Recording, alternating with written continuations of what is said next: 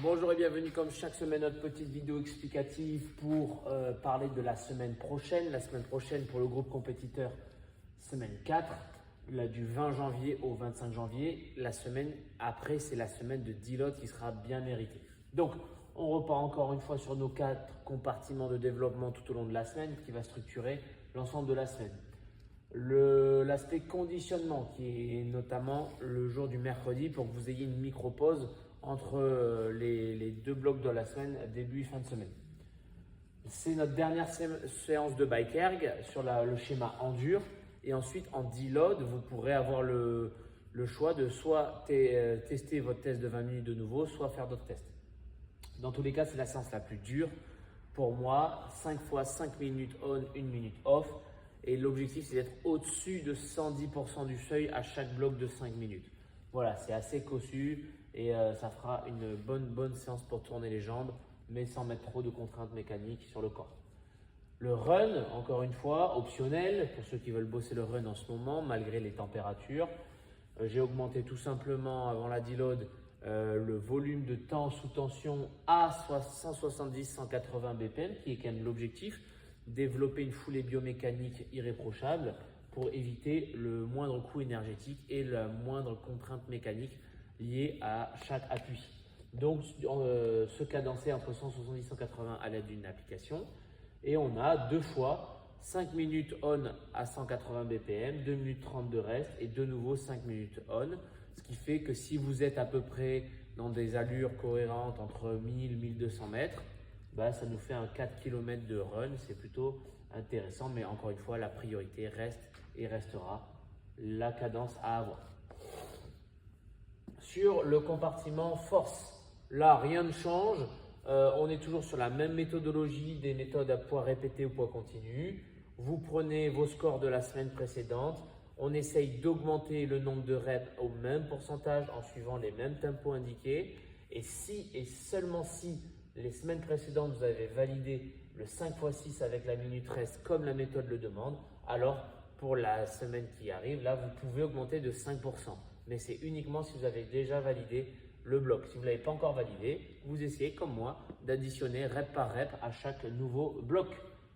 Pour l'haltéro, je vous ai diminué le volume de travail puisque l'intensité va être beaucoup plus importante. Donc, j'ai enlevé les blocs de barbell cycling cette semaine. Il y a juste les blocs d'haltéro et on est sur le même complexe comme je vous l'avais prédit la semaine dernière dans la vidéo. Je vous ai dit qu'on était 2 semaines sur le même complexe pour se familiariser au complexe sur lequel on allait tenter d'aller très lourd. Donc, le complexe lourd où on va faire un test max pour savoir où vous en êtes en début de saison sur ce genre complexe qui est assez simple puisqu'il n'y a pas beaucoup de reps et pas de grosses difficultés, et ce qui permettra tout au long de la saison d'y retrouver, de voir des passages clés au moment des saisons pour savoir si on a bien évolué. Donc un snatch, un hang snatch, un overhead squat. Le hang snatch est libre, low ou au-dessus des genoux ou en dessous des genoux comme vous voulez, et un clean affrontin jeté. Des complexes classiques mais qui vont nous permettre, comme je l'ai dit, d'avoir des repères à plusieurs moments de la saison, voir votre progression. Donc test max cette semaine. Pour les Metcon, il y a 2 Metcon mardi, jeudi. Je ne compte pas le bloc de samedi. Soit vous le faites, soit vous ne le faites pas. Mais si vous le faites, ça fait 3 par semaine. Sinon, 2 par semaine, assez intense. Mardi, c'est notre Sprint City. Et la particularité, vous allez voir, tout est écrit dans le bloc, c'est qu'il y a 2 scores. C'est un chipper classique, 50, 40, 30, 20, 10. Mais pour vous imposer et vous obliger à travailler dans le schéma Sprint City, c'est-à-dire prendre des risques, je vous demande de noter votre score à la fin du 40, 50-40. Vous devez partir comme des fous pour avoir le meilleur score possible et continuer derrière le WOD 30-20-10 et avoir un deuxième score de temps. Donc l'objectif, c'est d'avoir un cumul de vos 2 temps. Un score, imaginez un classement sur le score A et un score sur le classement B, d'accord? Et donc on va mettre en score total le cumul de vos 2 temps, A plus B. Imaginez que vous êtes en compétition et qu'il y a bien 2 leaderboards différents.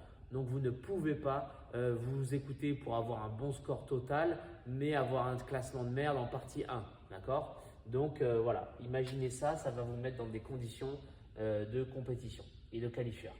Jeudi, le max out, Tout simplement, c'est un WOD un peu des Open revisité, mêlant du grip avec de la barbell, deadlift léger et hang snatch, et des chest to bar et des bar muscle up pour venir travailler encore une fois votre endurance de gym sous fatigue et votre endurance de barbell cycling. Enfin, nos skills du lundi et du vendredi, c'est des tests classiques qu'on a déjà fait et qu'on fait régulièrement dans la saison pour savoir où on en est. Donc 10 minutes en EMOM le lundi, minute A strict HSP dans votre option, minute B mettre handstand walk. Votre objectif c'est de cumuler le maximum de reps entre strict HSP plus mettre handstand walk, mais la particularité c'est que vous devez faire pour valider le score 5 fois le même nombre de HSPU et 5 fois le même nombre de handstand walk.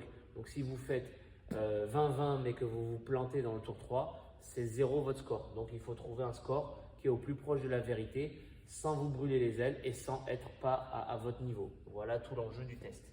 Pour vendredi, enfin, le test de ring muscle up, c'est un 4 time général, mais vous avez un volume par level, 50, 30 et 20 il me semble, en fonction de votre niveau. La particularité, c'est que vous devez le faire obligatoirement en schéma EMOM. Donc par minute, vous devez avoir le même nombre de reps. Vous vous cadencez. Est-ce que vous pensez pouvoir faire 3 par minute pour arriver à votre bloc total? 4, 5, 6, 7. Et en fait, comme je vous l'écris, si par exemple pour les level 3, vous êtes dans les 50 et que vous voulez faire 6 par minute, vous savez que vous en avez pour 8 minutes, 6 x 8, 48. Et donc votre score, ça sera 8 minutes et 10 secondes le temps de faire les 2 muscle-up restants. Mais ça ne marche que dans la dernière minute. Vous devez trouver un schéma d'abord identique de même nombre de reps pour encore travailler le volume et la cohérence par rapport à votre niveau. Voilà la team, j'espère que j'étais assez clair. Et évidemment, on a toujours notre team training avec un format qualifieur du samedi. Et pour vous, le jerk le samedi en amont avec un test max sur un jerk lourd cette semaine pour avoir encore une fois des repères clés en début d'année et pour pouvoir ensuite évoluer sur ça dans les moments clés de chaque cycle. Bonne semaine à tous la team.